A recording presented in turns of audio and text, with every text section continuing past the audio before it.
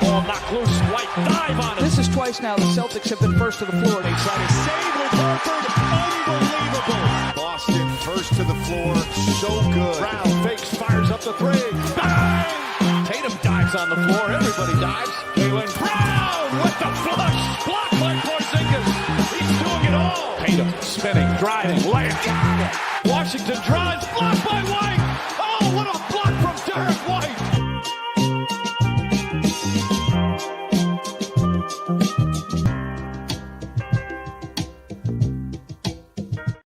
All right, welcome in. First to the Floor podcast. Ben Vallis here, along with Wayne Spooney and Jake Eisenberg. And guys, pretty significant Tatum news over the past 24 hours. Before we get into it, Spooney, Jake, the three of us back here again. Finally, it's been at least a week, and it's now 5 days until training camp. How you guys doing?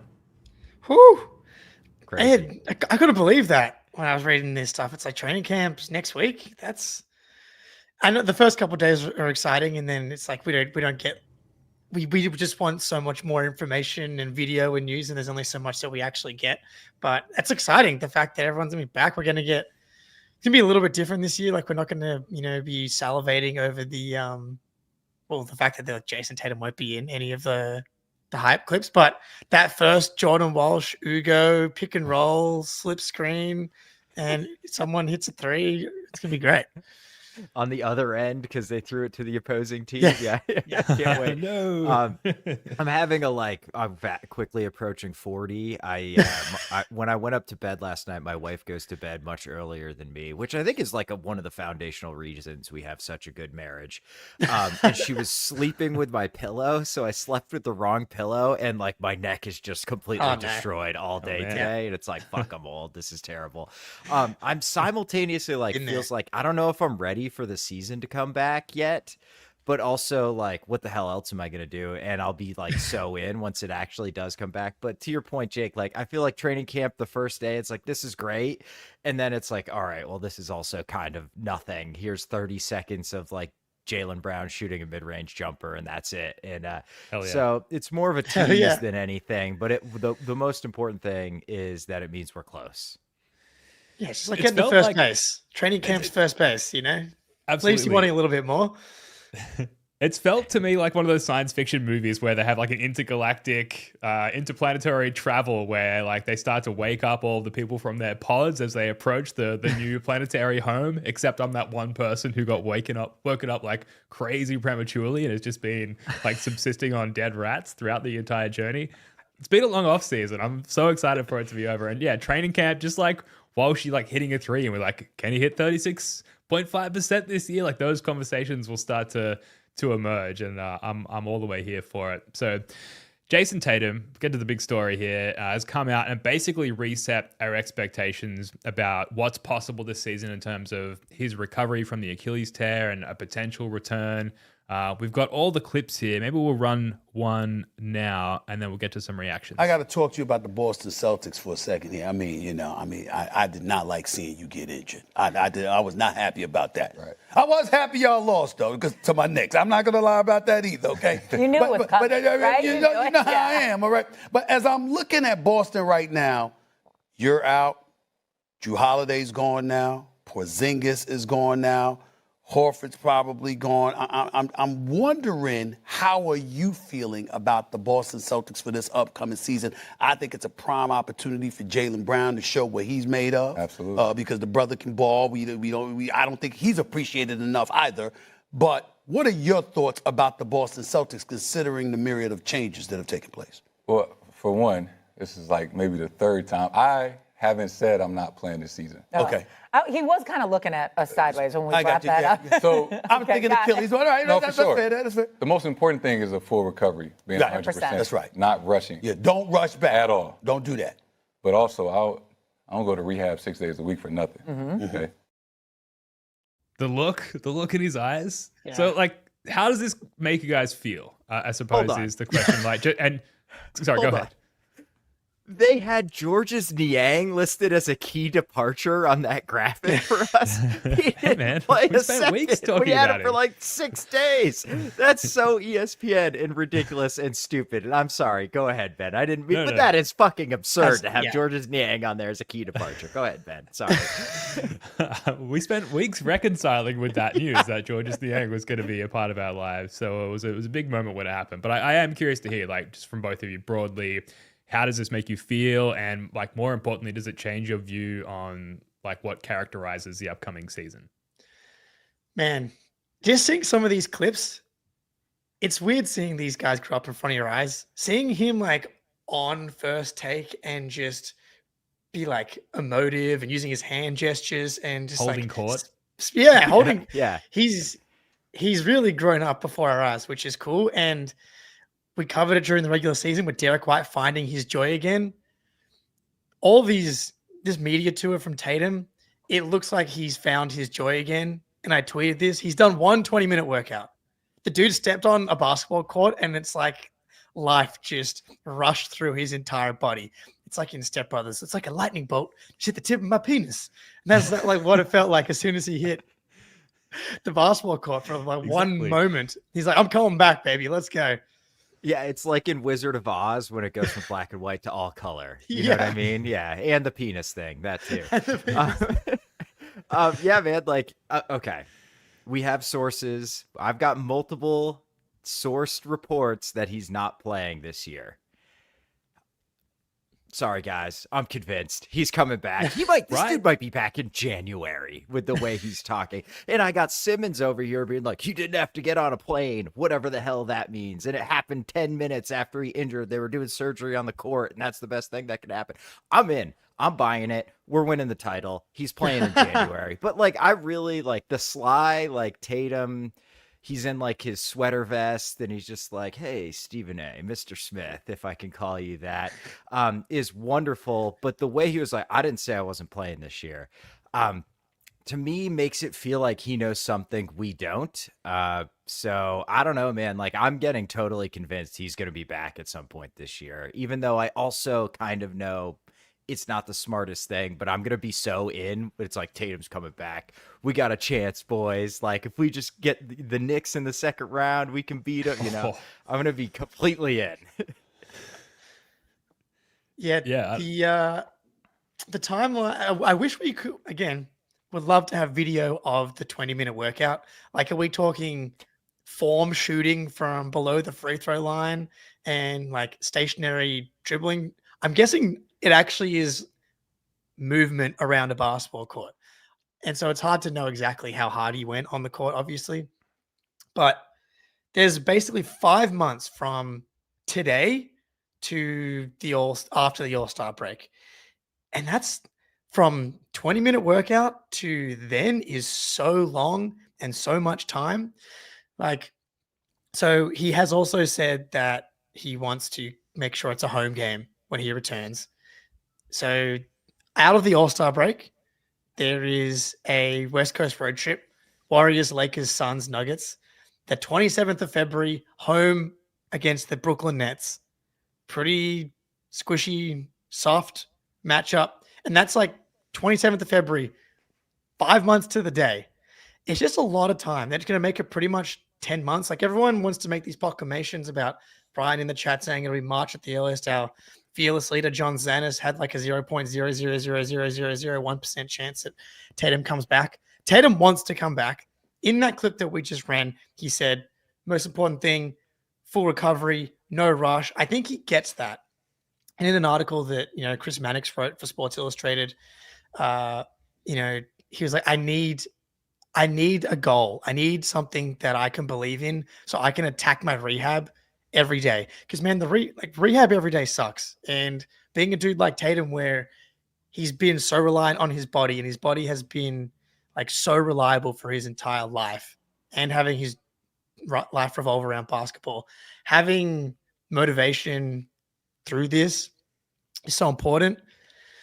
I don't know. I would put the chance of him coming back closer to like the 40-50% range. And I know people are going to say it's a bad idea.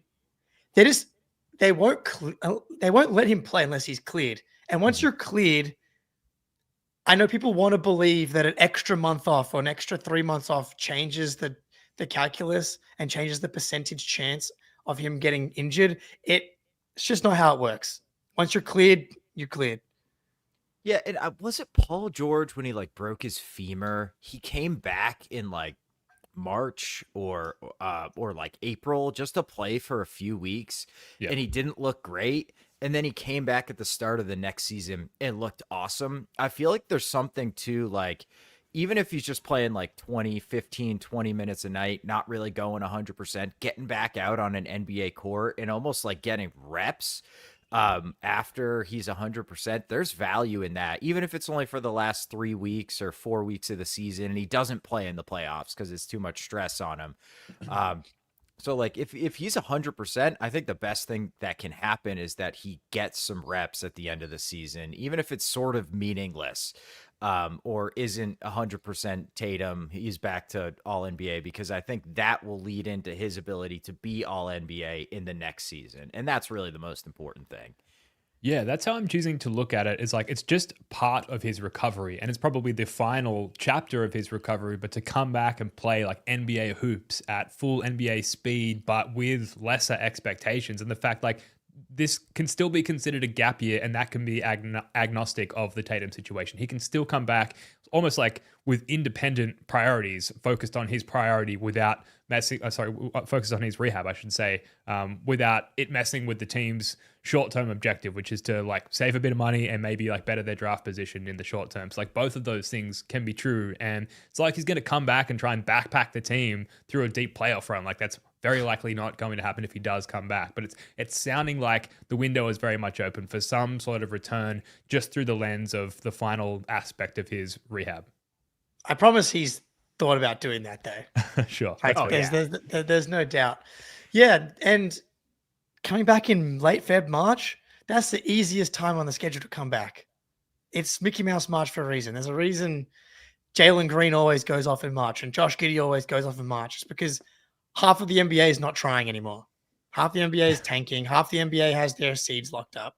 Everyone's either getting ready for the playoffs or getting ready for the draft lottery. It's the best time, intensity-wise, for him to come back. Because I totally agree. Like there's going to be a rust element for Tatum once he comes back. Get the low expectations, have some reps with no pressure, because he's going to put so much pressure on himself. So get that out of the way at the back end of the season. Have him on he can start. He can have his moment where he gets welcomed back by TD Garden. He can get on the court. He can ISO, take a step back three that hits like the side of the backboard, and we can all rejoice that our boy's back. And then he can be on a 22 to 24 minutes restriction or whatever, and you just play it like that for the back half of back month of the season.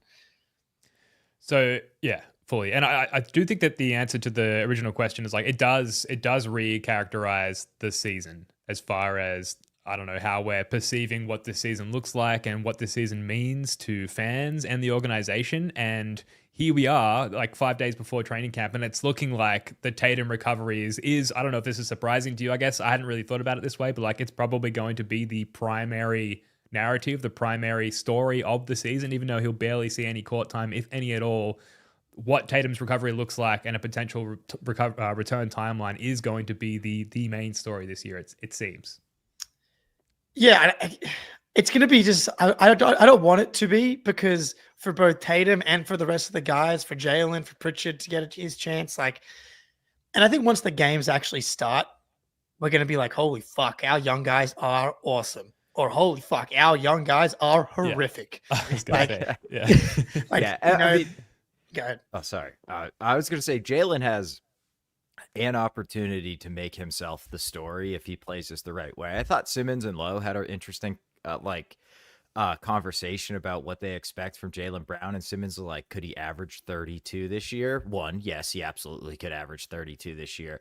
And Zach's like, I don't really want to see him try to do that. I want to see him try to sort of develop as an initiator and a guy who can run the offense. And if he does that, I mean, that will be the prevailing story until we get the tweet that Jayson Tatum's been cleared for basketball activities tweet. And then it'll be like, oh boy, when's he? And then it's like, I heard Tatum played 2-on-2 yesterday. Like, it's going to happen soon, boys. But like, I've been saying it all summer. I think Jaylen Brown's going to have a monster season. And like, if he just kind of takes the reins and is playing the best basketball of his career, which I expect him to do, it's going to be the big two in Boston. Jaylen Brown, Josh Minot. My guy. 2A, 2B. Yeah. Why not? Tatum did talk a lot about expectations for Jaylen Brown and for the Celtics in the upcoming season. He also talked about what it was like going down 3-2 against the Knicks and what might have happened in that series if he weren't to be injured. Folks in the chat, let us know what you think are going to be the primary storylines this upcoming season. Folks in the comments watching later. But before we get to all of that, a quick word from our friends over at Prize Picks. That's right. It's Prize Picks time. And the Patriots just, disgusting performance over the weekend. 5 turnovers, 4 fumbles. Ramondre Stevenson tricked everybody with the fakest performance ever in week 2. Fumble on the goal line. But one thing we are starting to get a feel for is how they're running the offense. And Drake May, yards and completions. He's putting up a ton of yards. I think he's 5th in the league in yards. 70+% completion rate. They're having to manufacture these crazy 15-play drives because they don't have any downfield threats. Get Chisholm and Carl Williams out there so we can add them to our Prize Picks slips out here. But I'm excited for this Panthers game. Please do not lose that one. Download the app today and use code CLNS to get $50 instantly after you play your first $5 lineup. Download the Prize Picks app today and use code CLNS to get $50 instantly after you play your first $5 lineup. Prize Picks, run your game. Shout out Prize Picks. Shout out the CLNS Media Network for presenting this show. And shout out to, who was it in the comments? If I scroll up here, Timothy from Clearwater. FL. Is that Florida, Spoony? That's FL? right. It is, yes. Sorry, clearly not a local. For being a fan of the show and the CLNS Boston Celtics family. Appreciate it. Plenty to get to still. We're going to touch on the Fred VanVleet situation, which we hit on in great detail on last night's Patreon pod. So please subscribe to the Patreon pod if you want to hear more about that. We're going to get to the new Celtics jersey reveal as well. But Tatum had a lot more to say. Maybe we'll touch on the Knicks series stuff here very quickly. I've played this in my head 1,000 times. What happens if I never got hurt? And I've wrestled with that. We go home and they won Game 5. And I'm not going to say what would have happened, but I just know I've been down 3-2. On the road 3 times in my career, and I was 3-0. I would have been very worried if you were healthy. Pulled that right out of his hat. I would have been very, very nervous. I've seen you when you dropped 46 on Milwaukee in a closer when y'all was about to be clear. I would have been very, very nervous. It just feels like he's back. It just feels That's what I'm invigorating saying. to hear him talk this way. Bro, that's why my first point was like he just looks so happy and rejuvenated. And I can relate. I'm not Jayson Tatum, but I love playing basketball. I love surfing. I love being active. And over the last year, I haven't been able to do that stuff. And for Tatum, who's basically never had an injury and been playing basketball every day of his life since he's 14 and been the best on the court, to have that taken away from him and for it to see it start to come back just must feel awesome. And you can see it in his eyes starting to talk a little bit of shit. What were the 3? You got on the road in Milwaukee, on the road in Philly. What's Miami. the Miami game in Game 6. Derek White tipped in. Yeah. Because I was like, Game 6 was That one doesn't brutal count because we lost Game 7. Yeah, I was like, okay, cool. But yeah, if they would have forced a Game 7, that's why. Going It back must be- home. How many times have we played that out? I can only imagine how many times he just woke up and was like, "Oh man, I just wanted an opportunity to see what we could do at least." Because I know he believes he could do it. Why not? He was just having the game of his life in Game 5 or Game 4. That's a pretty awesome stat to be like, I'm 3-0 in road Game 6s down 3-2. That. People Pretty talk sick. about. Yeah, people talk about Tatum like he's. I don't even Not know. I'm that trying guy. to think of the star that Paul is George. They talk about him comparable like to he's Paul George. Yeah, that's a great one. They talk about him like he's Paul George, and he's closer to Tim Duncan than he is to Paul George insofar as driving high level winning. Obviously, It probably Duncan's one of the best players of all time. But if Tatum keeps on this trajectory, he's going to be up there, man. And he's not Paul George. He's already well past Paul George when it comes to accomplishments. He's, 4 straight All-NBA first teams? There are not many dudes in NBA history with 4 straight All-NBA first teams. And when you go through that list, it's like top 20, top 20, top 20. So I find that frustrating. And that stat is one of those stats where it just highlights how damn good he is and how much winning he's done in his career. And I don't even know where I'm going with this other than to say, yeah, he's back. Like it's true, man. There's nothing more like depressing than like yesterday I could do this physically, and now in the blink of an eye, it's completely gone. And it's such a long road to get back to be able to do that thing again. And when your livelihood, and let's be honest, a large portion of Tatum's personality is basketball, like just gets taken away like that, man. He said he has that quote where he's in a dark place, and like I absolutely do not blame him, but it's good to see him back and happy and going at it with Stephen A. Smith, which is a kind of a combo I didn't know I needed, but I kind of like their dynamic.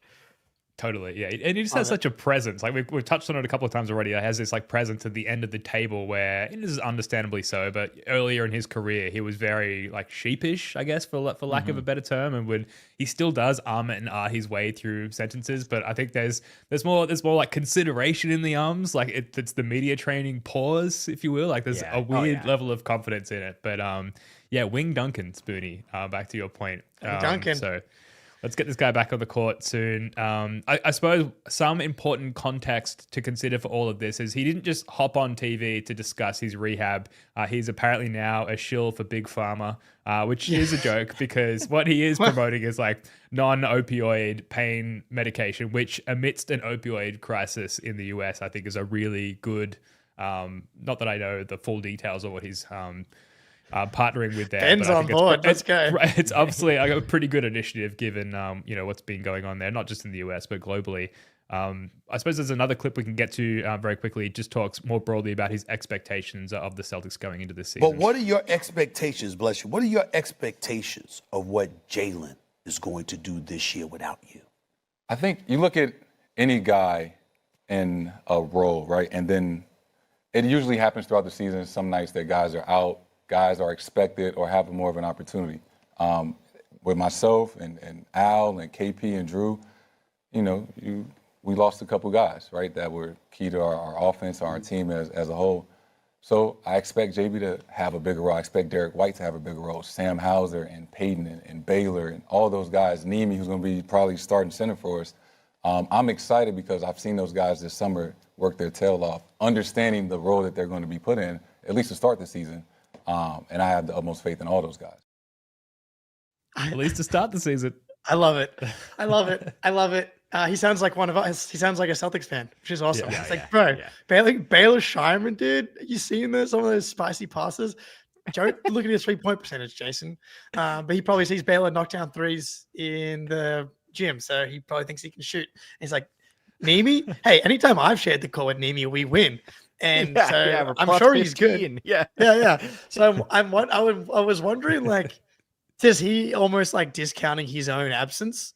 He's like, look, we still got JB, we got DY, we got all these guys. I'm like, yeah, but you're not going to be there. That's the part that is going to be really probably maybe not fully computing to like he knows how good he is, but maybe I don't know. Does he not fully understand like the impact underneath his like star qualities? Because I'm like, dude, who's going to rebound the ball? Who's going to initiate and create all these advantages? Who's going to defend all of the best players and like all the help defense? Like, there's just so many little things that he does. And he's like, yeah, but just Jaylen Nemi pick and rolls, dude. It's going to be fine. Yeah, you got fucking Sam Hauser's out there. What do we have to worry about? Sam Hauser and me kill people, dude. Have you seen our net rating, bro? Like I did think it was kind of interesting. He kind of dodged the question because Stephen A. really asked it about Jaylen Brown, and he was like, "What do you expect from Jaylen?" And he was like, "Yeah, no, trust Jaylen, Derek White." Like he really didn't answer what he expects from Jaylen Brown this year, and I think part of that is just like, he's PR king. He's not going to be like, Jaylen's gonna turn it over a lot because I'm not out there. Like, obviously, Game it's just gonna be 7. like all these guys are gonna be awesome. So but like. I think, he sounds like a Celtics fan. He is, I mean, he moved to Boston when he was 19. How many people have moved to Boston when they're 19 and essentially have just absorbed themselves into the city, into the culture, and into Boston Celtics fandom? And it probably helps when this is the team paying you $50-something million a year too. You have a pretty big vested interest in them doing well. So I love that answer. I love that. But one thing it does is kind of highlight where we're at when it's like, yeah, Jaylen, Derek White, Sam Hauser, Nimi. It's like, oh Yeah, I boy, guess. we might be in for a Jordan long Walsh. season. Yeah, he listed Baylor Shireman. yeah, fifth. Yeah, and like, what's he gonna say? Like, you guys have already touched on it. He can't be like, well, these boys are in trouble. I'm not out there. Like, that's kind of the writing's on the wall there to some degree, anyway. And I think not speaking to the Jaylen point, like he's just probably trying not to put too much pressure on the guy as well. Yeah, no. So makes sense. Should we hit game time, and then we've got a few other items to touch on? Jake, you look like you got something you want to hit. I was going to ask, like, we can save it for after game time. If this could be a tease, but does this change how you will be viewing the first portion of the season? Like, are you still team tank? Are you now like, can we hold on to the 6 seed, 7 seed, and then Tatum comes back in Feb and we go on a magical run? Where are you right after the When we break? come back, our answers to Jake's question. But first, a quick word for our friends over at Game Time. A lot of pressure on this ad read. It is football season. That means it's college football season. That means it's disappointment season because the WVU Mountaineers are 2-2. Yay. My kid will be out of town with Mimi this weekend. So the wife and I are going to go get some tickets to Utah, WVU in Morgantown. Huge game. Utah, great team. Can't wait to watch the Mountaineers get blown out. And how I'm going to get there? Game Time. It's super easy to get tickets. You just hop on the app, search for the game, and you're shown all the available tickets and best deals right on your phone. Their curated deals make it even easier to find the best seats, the best prices, and the last-minute deals get you tickets right up to the start of the event and even an hour after it starts. But maybe my favorite feature is the seat view. It'll show you exactly what it looks like from any seat before you buy. So take the guesswork out of buying tickets with Game Time. Download the Game Time app, create an account, and use code CLNS for $20 off your first purchase. Terms apply. Again, create an account and redeem code CLNS for $20 off. Download Game Time today. What time is it? Game Time. Shout out Game Time. Jake, Clutch, Sorry. just rejoined the stream right as the ad read ended. Well done. Yeah, so how does this change your viewpoint on the season? I'm still team tank, I think, because if we do maintain some sort of foothold on the playoffs, like we said, we don't want Jayson Tatum to be facing that level of hoops intensity so early on in his recovery. So I'm team stay the course. This is a gap year. To some degree, I think our draft position doesn't matter that much as long as it's in the lottery. We're going to trade the pick anyway, right? We're very unlikely to make the pick. So as long as it has potential to, through the lottery become a high pick and we trade it before the fact, then its value is it's maintained at a high level anyway, if that makes sense. So team tank for me. Yeah. I mean, my head says team tank. I've been thinking a lot about Anthony Simons and is he going to be on the team? Because if he's on the team, I kind of think regular season Anthony Simons is going to be a beast. I think he's going to kind of destroy next to Jaylen Brown and Derek White. And Nimi pick and rolls with Anthony Simons. I kind of forget about Simons. Clearly Tatum did too when he gave that answer. And the East is there for the taking. You know what I mean? There's a lot of winnable games in the East. It's the Charlotte, the Wizards, the Raptors. There's a lot of teams we can win 3 out of 4, 2 out of 3 games against throughout the season. And that's just going to pile up. And, we're not going to lose every game to the Knicks. We're not going to lose every game to the Sixers. We're going to beat the Lakers both times. So I don't know. It just comes down to me as I'm going into this season. Team tank, I think, is the best thing for the future. Both BYU and Kansas are coming to Morgantown this year, so I'm going to try and check out both those guys, see 2 of the top 3 picks in the draft in person if I can this year. Nice. But like that is the best thing. But if we're 30-16 and the Tatum rumblings are starting, or 30-20 and we're like the 5th, 4th seed and the Tatum rumbles are starting, I'm going to flip like that, man. I'm going to be so on the bandwagon. It's going to be quick. But like, I hope, to your point, Ben, like, I hope we're just like 15-26 and it's like, this makes zero sense to rush him back. Let's let him play for the last couple weeks, call it a day. Yeah, that seems like the safer option, because you could be like 3 games below 500 and like maybe be the 7th seed. Yeah, that's within play. Because I remember the Hawks a couple years ago were 40-42, and we're in the play-in. I think they got knocked out by the Heat in the play-in, if I'm remembering that correctly. I don't know. The Hawks are always playing the Heat and the Bulls in the play-in. It's hard to keep it all straight because they don't end up mattering at all. But yeah, rushing a guy back on a team that's 40-43 or on track to be 40-42. Obviously, you can't win 83 games unless you win the in-season tournament, which, hey, maybe Mimi Skater, Anthony Simons. Yeah, it is interesting he didn't mention Simons. James has got it in the chat, though. I'm loving the shift from cope to hope. Like, here we go, baby. It doesn't take much. That's what it's all Like, about. that's this pod's and our like default setting is like optimism, and that's kind of, which is, when we're realistic, like as we've been kind of saying, like we don't expect this team to be very good, but we've also laid out the cases where Jaylen Brown's the healthiest he's been since 2024. Peyton Pritchard leap, and Anthony Simons is fucking good at scoring the ball, and I think they could be a bottom 5 defense. But what if they're 21st or 19th defensively and they're the 8th best offense, as opposed to being 24th or 25th defensively and 12th offensively? Like, there's definitely worlds in there where I can see them pushing up when you get some of those progressions from some of these guys, or the young guys step up.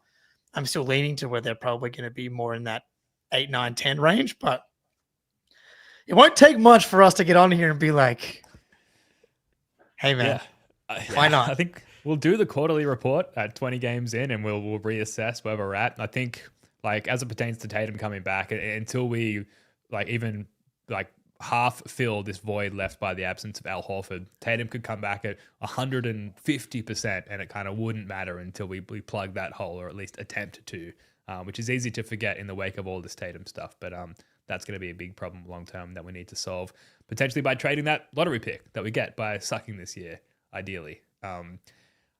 I guess one other thing we didn't get to, maybe I think probably a lot of people have seen this already, but the quote from Dr. O'Malley, the surgeon who operated on Tatum's Achilles, and I guess there's been some subsequent follow-up appointments, because he basically went on to say that his progress has been impressive. Tatum's progress has been impressive. Quote, "I don't think I've seen a person's calf look as strong as this. At 6 or 8 weeks, he was doing double heel rises.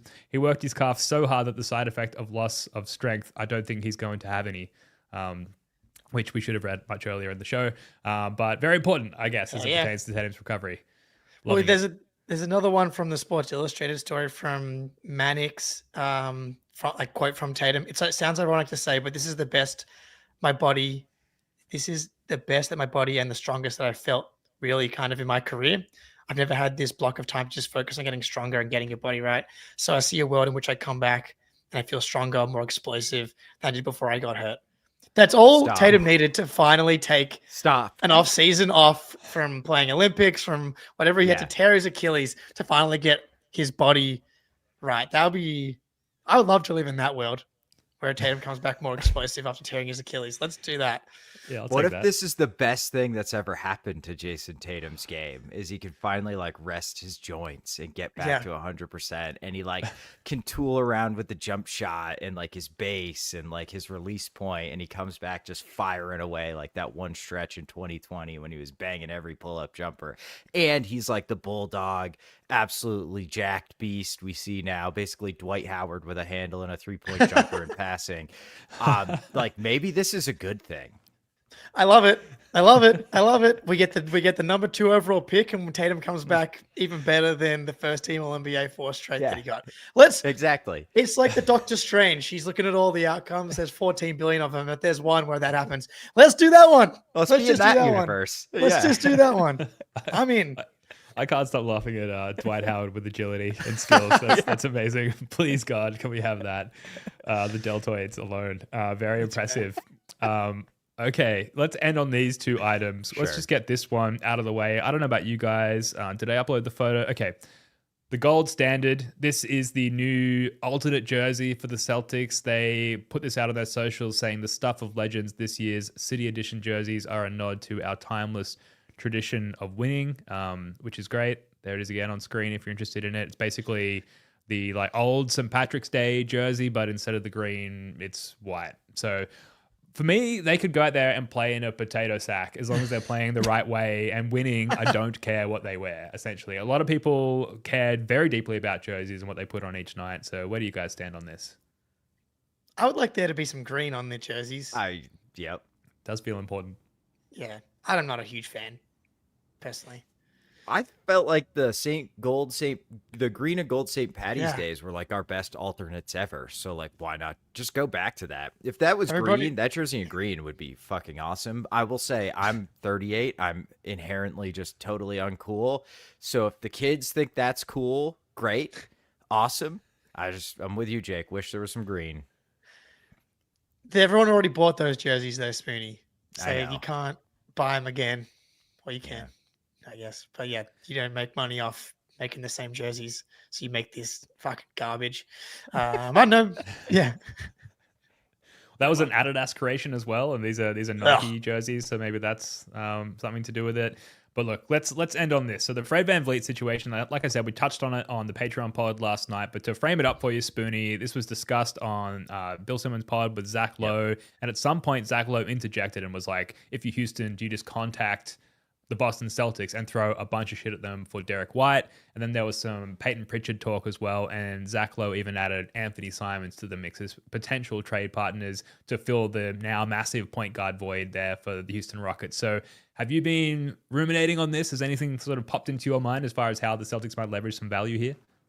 Yeah, so I think one of the most interesting question I thought they raised is who has more value, Reed Shepherd or Peyton Pritchard? And I think to the Celtics, the answer is so very clearly Peyton Pritchard to me. Yeah.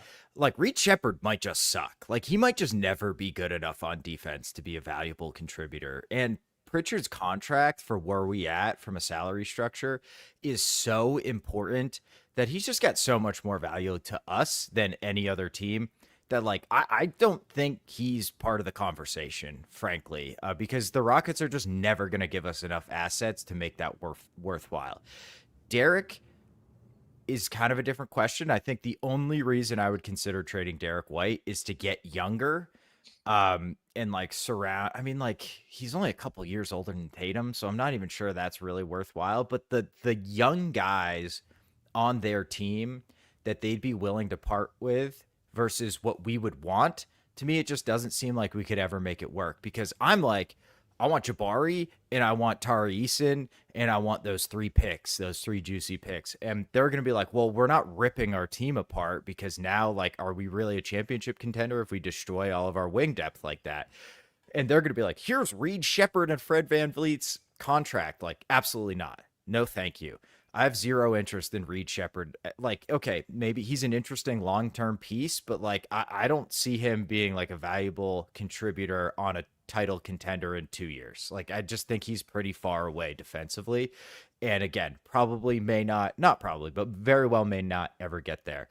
But if they're putting like the real young guys on the table, I think we have to like seriously consider it. Like Jabari, I'm kind of a Jabari guy. I just feel like 4 who can defend multiple positions and shoot threes, like, and he's young. I mean, that guy's got a lot of value to me. And like, he's locked up on a little bit too much money for my taste, but it's not a bad contract. It's fine, like, yeah. And I think Eason's good, and you can do a lot with those picks, but then it's like, well, Derek White's kind of the guy you might attach with the picks to go get somebody really, really good. So man, it would be a tough question, but I just don't think that the Rockets would be willing to give up the players that would make it worthwhile for us. So I don't really see it happening. Yeah, it is very interesting. It's very unfortunate that Fred VanVleet has suffered this. Like, what a terrible gut punch for Rockets fans, because they're still going to be an awesome regular season team, I think. But The big thing for me is the Kevin Durant clock is ticking. Like, you make the Kevin Durant trade to win the title in the next 2 years. Yeah. He is one of the ageless wonders of the NBA. LeBron, Kevin Durant, Steph Curry, Al Horford. They're just some of these guys that are just maintaining so much of their prowess late into their 30s. But Father Time will come for him at some point here. And how desperate do they get? Does OKC suffer an injury? Does Denver suffer an injury? And they're like just playing well, and they've got those Nets picks and those Rockets and the Suns picks. Now, Simons is interesting. Like, if Simons is just like torching, like he's doing exactly what Spoonie said earlier, like he's just having this unreal season. He doesn't fit their defensive identity, but what he does fit is what Jalen Green was for them last year, but is actually good at offense. Yeah. Like, if you had given Jalen Green, if you had swapped Simons and Jalen Green into that series, the Rockets probably win. Like, Jalen Green was just their primary creator, and he's not a good defender. Anthony Simons is the worst defender. There's no question about that. But the gap's not super, super wide. And offensively, Simon has proven he can like actually do this. Not in the playoffs at a high level like that, but much better offensive player consistently than Jalen Green. Do they get desperate? And would you do because you got to take on the extra year of Fred VanVleet's money. It's only one more year though, $25 million. They would have to put in an extra $2 million, like Aaron Holiday or something, to make it work because they're hard capped at the first apron. And then do they get desperate enough to give you one of those picks, the net swap? Do they get desperate enough to give you the net swap? Seems unlikely. I'm trying to, like, when Simmons and Lowe were running through a lot of those names, like there wasn't a ton of super obvious stuff. Is Colin Sexton a better target than Anthony Simons? Similar, For them? maybe. Yeah. Yeah. I mean, I'm a Sexton guy. He was awesome for Utah last year, like really, really awesome. And I think people underrate just how good of a shooter he actually is.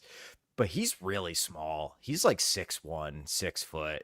So Simons has a little bit more size, but I think they're both negative defenders. And I just feel like Sexton's contract's just smaller. I think I'm not sure if he's expiring, if he's got an extra year.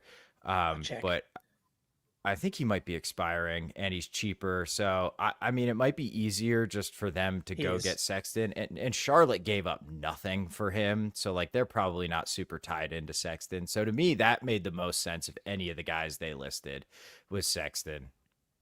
Yep. Yeah, Sexton is like expiring. Yeah, Makes 19 million. So, like, $8 million cheaper than Simons. So, that is easier for them to execute as well. Yeah. Yeah, it seems like neither of them are a very good like skill set match in terms of what the Rockets need. Like they need a table setter. They need someone who can get the ball over halfway and take some of the ball handling pressure off Kevin Durant. And it's not really Anthony Simons, I should say, forte, nor is it Colin Sexton's, I don't think, because that sort of table setting, offensive initiating point guard. But you're going to need to fill that positional void somehow. And Colin Sexton is the cheaper of the two useless options as it pertains to what they need skill set wise. So maybe that's the direction they go in. But from a Celtics perspective, we talked about it last night. Like Derek White, I'm walking away. Even if they offer like everything to us, those draft assets are kind of useless to the Tatum, like the Jayson Tatum Boston Celtics, as in like we can't immediately draft and utilize those players. And if we do attach them to other trades to bring in talent to play alongside JT, we need like good salary to pair those assets with. And like you kind of touched on, Spoonie, with Derek White out the door, that kind of only leaves JB, I guess, to utilize and facilitate those trades. And we want to keep JB around and pair with that additional incoming talent. So it just seems like a walk away situation there. We're kind of better off, again, as it pertains to the JT Celtics, with Derek White instead of whatever we'd get in return from Houston. If we can make it work with Anthony Simons, if they do want to lean that way, I think that's where we can do the tango, if you will, Jake. Yeah, we'd love a little Anthony Simons tango if they just like got a little bit too overzealous and traded us a pick. But yeah, I don't see that happening. The only and it doesn't make, you don't want to take Fred VanVleet coming off an ACL tear unless you get a legit high level asset back. So very unlikely, I think. But they could get desperate if the things kind of start breaking right. Who knows? Maybe Charlotte wants to keep Colin Sexton long term, or it would really be Anthony Simons goes on a fucking tear, and like people are saying that it makes sense for contenders to try and trade for him.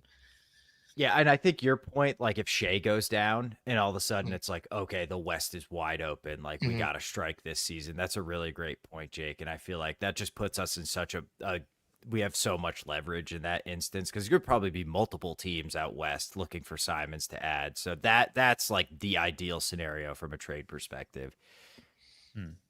Sorry, Shea. Any parting thoughts before we wrap this one up and get out of here?